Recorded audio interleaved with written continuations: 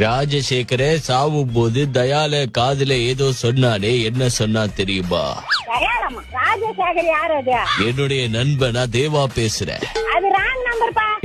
தேவா பேசுறேன்னு சொல்லியோ? என் பேர் மரகதா, எங்க வீட்டுக்கார் பேர் ஏழுமலை. ராஜசேகர சாகும் போது தயால காதுல என்ன சொன்னா? அதெல்லாம் எங்களுக்கு தெரியாது. போன கட் பண்ணி பைத்தியம் மறுக்கிறேன். ஆயா, நான் பவர் ஹவுஸ் போட்டேன்னாக்கா உங்களை முடிச்சு கட்டிடுவேன். சரி முடிச்சிடு. பவர் ஹவுஸ்னா என்ன தெரியுமா உங்களுக்கு? தெரியாதே. துப்பாக்கியா? துப்பாக்கி இல்ல, சருக்க.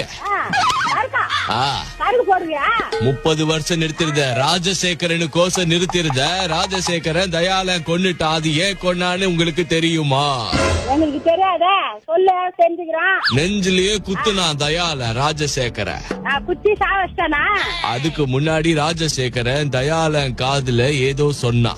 என்னுடைய நண்பன், நெருங்கிய நண்பன் ராஜசேகரோட தங்கச்சியை தான் நான் கல்யாணம் பண்ணிருந்தேன்.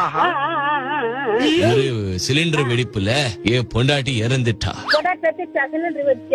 ஆமா, அதுல இருந்து ராஜசேகர என்கிட்ட 30 வருஷம் பேசாம இருந்தா. 30 வருஷம் கழிச்சு என்ன ஆச்சுன்னு அவனை போய் பார்க்க போனாக்கா ராஜசேகரனை தயால கொன்னுட்டான். அப்படி கொல்லும் போது ராஜசேகரன் தயாலன் காதுல ஏதோ சொன்னானே, என்ன சொன்னா தெரியுமா?